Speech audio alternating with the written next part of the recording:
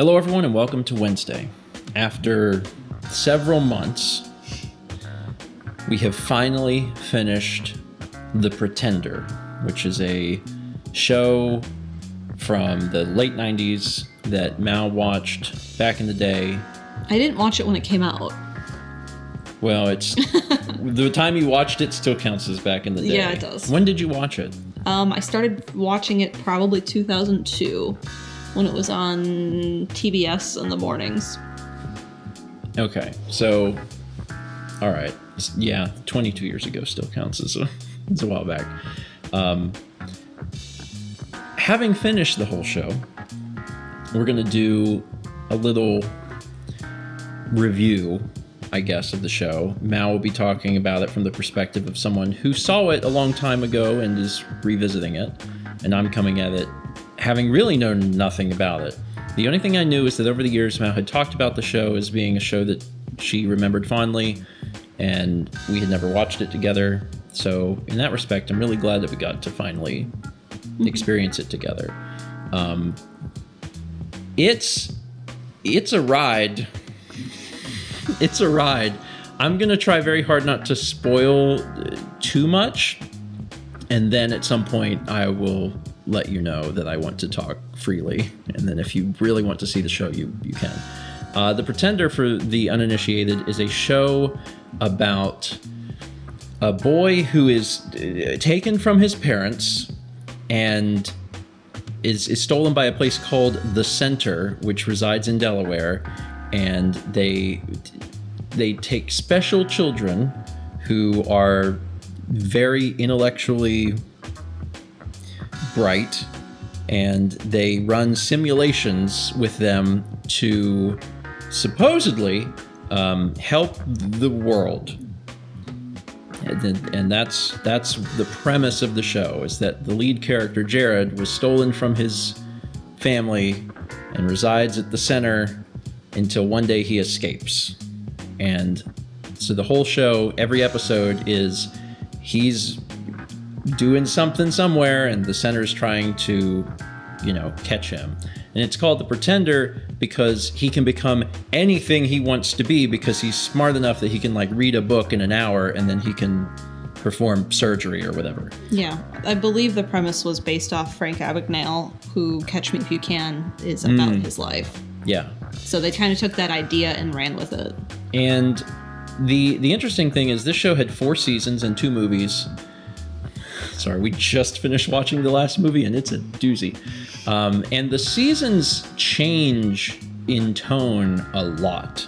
So the first season of this show, every single episode is basically the exact same template.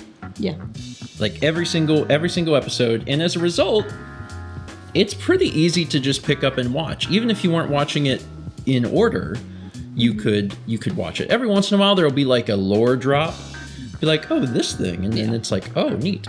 But for the first season of the show, it's Jared is doing X job, and someone at X job is done something bad, and Jared wants to stop them.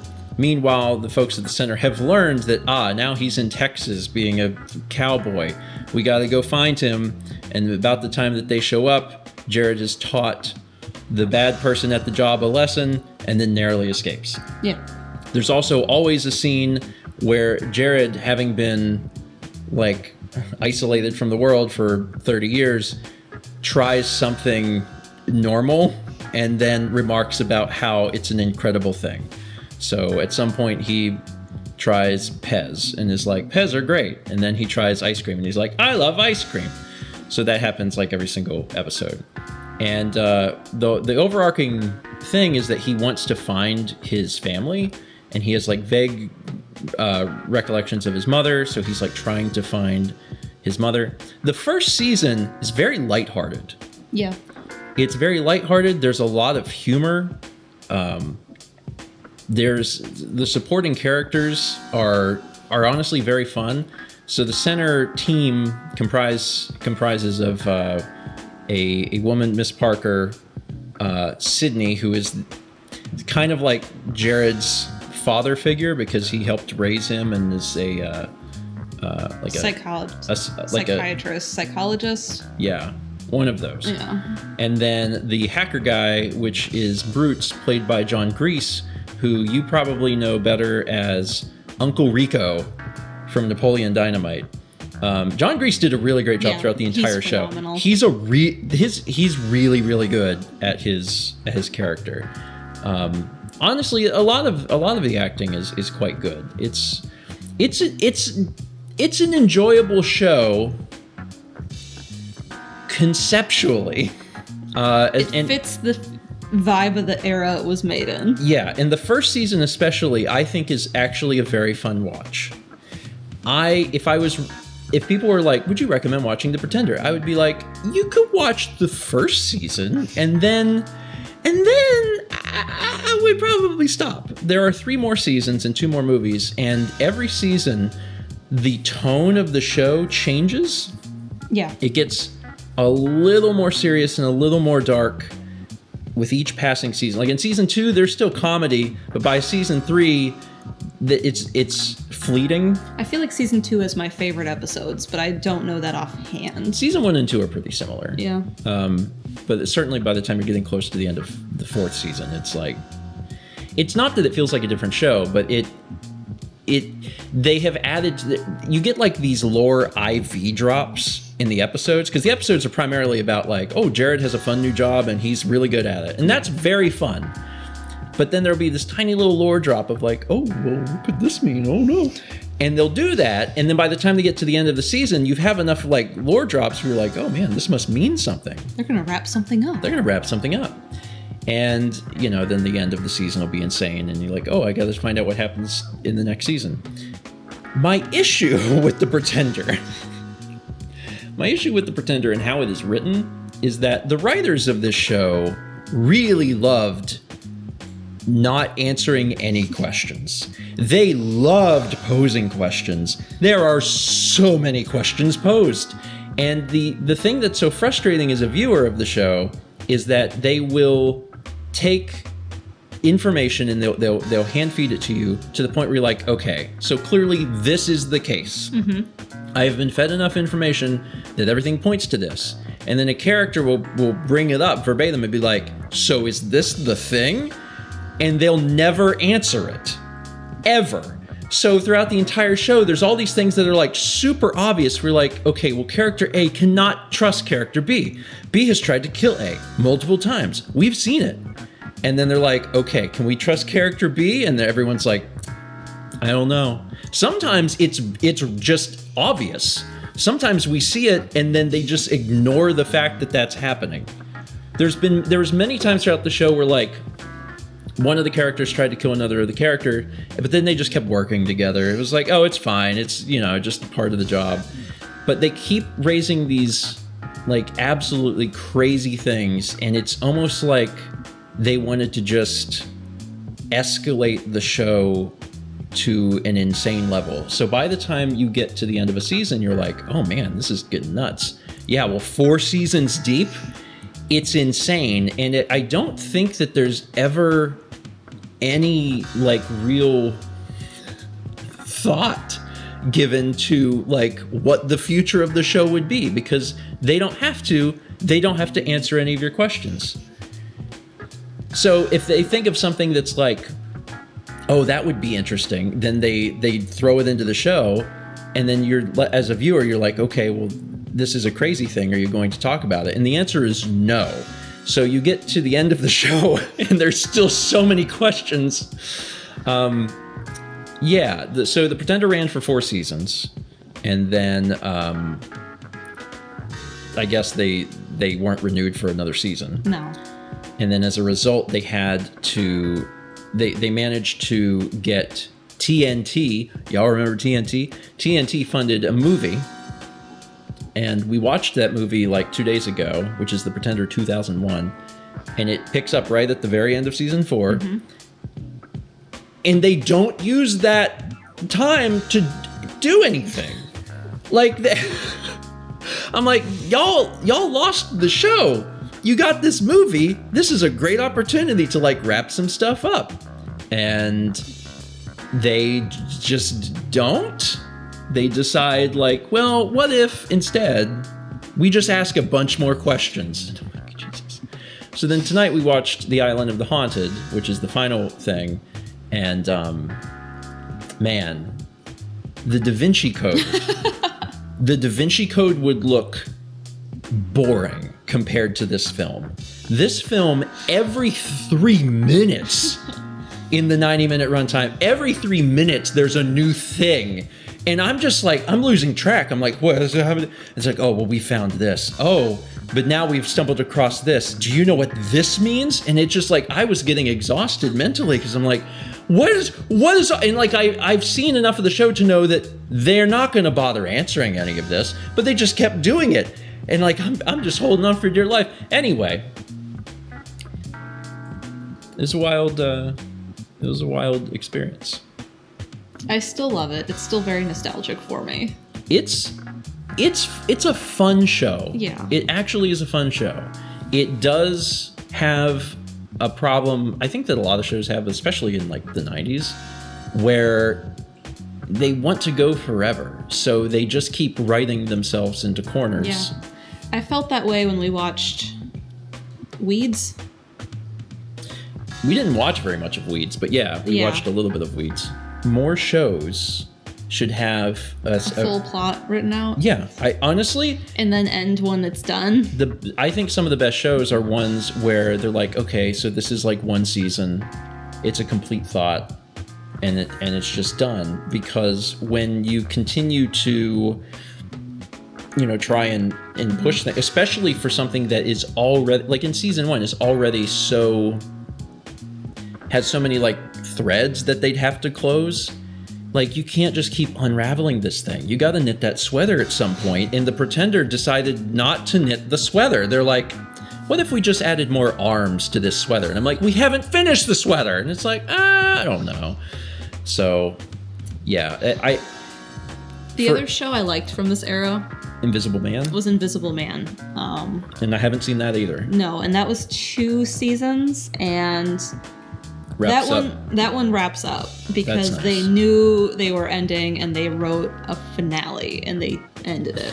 Well, I think that's the thing that frustrates me the most, is that, I mean, well, for one, with as many crazy things as the writers of the show did, they probably could not themselves write themselves out of it. Yeah. But they did go on and they wrote 2 books. Yeah. One is basically a retelling of the pilot, or maybe the entire concept. I can't remember. I've read it. And then the other one is, I think it's like kind of a prequel of when Jared was young. I don't know if I've read it, and I think I'm going to try and find it and read it just to know. I did enjoy the show. The first season I enjoyed the show because I was like, oh, this is like a genuinely enjoyable show, and the fun part is seeing Jared do a new job. Mm-hmm. And that thread continued throughout the entire series. But at some point, probably once were wrapping up season 2, the enjoyment of the show shifted to like, this show is insane. I want to see how much more insane it can be. And if you like shows like that, like if you're like, oh man, they're going to do so many things they can't possibly wrap. Like, if you like that concept, you probably would love The Pretender. For anyone else that's just like, is it a good show? I would watch season 1. I don't know that I would continue past that unless you are just really hell-bent on experiencing the bliss that is the Island of the Haunted, because Jesus, Lord have mercy. Somewhere in season 3, Steven was like, where is the show going? And I'm like, I cannot wait for you to see Island of the Haunted. Like, you were not prepared, Steven. I was not prepared, and it just kept getting more and more crazy. But the thing, I don't know, I think I'm just really frustrated at the writers of this show because they had 4 seasons. TNT was like, hey man, you can make, and they must have agreed to make 2 movies. They came out the same year, one in like January, one in December. My suspicion is that TNT was like, you can have 2 movies. So this was their chance. This was their chance to like, we could wrap all this up in these 2 movies. We watched the first movie and it's like, they chose not to do that. And I'm like, okay, well, they got this other movie. And then I guess they're just holding on because they thought maybe someone would pick it up for a 5th season. They are still quite active. Every like few years I'll go check social media for what they've like said or whatever. And a few years ago, I can't remember exactly what year, they talked about doing some sort of revival. The show was super popular in France. Interesting. It was Le Chameleon. Oh, fun. It's been like 22 years or 23 years. Yeah. Like, it's not going to happen. No. Like, it's not... I don't believe that we're suddenly going to see one more movie to actually wrap it up this time. I don't think it's going to happen. But I did enjoy watching it. The reason that it was so important to me to see was because it was important to you. I wanted to see something that meant a lot to you. And the cool thing is that now I know the show. So anytime you reference anything from The Pretender, I will just do a one-liner from Isle of the Haunted. And then we can both laugh about it, and that's exciting. You said Invisible Man is shorter. 2 seasons. Some of the seasons in Pretender are long. Mm-hmm. Like 20-episode seasons. I don't know how many episodes of this we even watched. There's a bunch. There's probably nearly 80. You know? Anyway, I guess that's it. I don't really have anything else. The Pretender was fun. Some of the characters are really strong characters. Sometimes they're strong in a funny way, but they're strong characters, and it was a unique experience. I'll say that. And I hope that we watch The Invisible Man. I'd like to watch it. Did you enjoy revisiting this? Very much. I saw it last in college when the DVDs were coming out. They came out while I was in high school and then I think into college. So like 15 years ago or something. Yeah. Cool. Well, it's the least we can do. We watched all of Dragon Ball, Dragon Ball Z, and Dragon Ball Super. So yeah, we're going to watch Invisible Man. I owe you so much. So... My other beloved show is Pushing Daisies, which you've never seen. Okay. Yeah. We work very slowly through media. Like, Yeah. I know people are always like, what are you watching? And there's some people that in the evenings, they just sit down and they watch like half of a season of a show. And like, that is not us. We watch like one episode, rarely 2. Yeah. Yeah. Usually we watch one episode of a show at dinner and then that's it. So what I'm watching right now is Resident Alien under my dad's recommendation. I saw just a glimpse of it when you were watching it, and it seems like something I would like. Yeah. So that looks good. I think it just got renewed for 4th season. Oh, good. All right. Well, that's it. If you have ever seen The Pretender and you have thoughts about the show or my review of the show, feel free to put it in the comments down below. This show is how I met my first internet friends. Oh yeah, that's right. It's because of this show. That's right. So you have extremely strong feelings about this. In the same incredibly so. In the same vein that I would have very strong feelings about Earthbound because I have so many friends that I know through the game. Yeah. Like my Earthbound friends, like Starman.net was after my friends from this show. Yeah. And I've met some of the friends, so. Yep. Interesting. I feel like, you know what's cool about this? I feel like I know more about you. And that's just a very fun thing after being together for like almost 17 years. Yeah. Oh my God, that's a long time. It's fun to find new things after all this time. I like that a lot. Maybe one day we'll watch Aqua Teen. Thank you so much for watching. And as always, let's meet back tomorrow, shall we?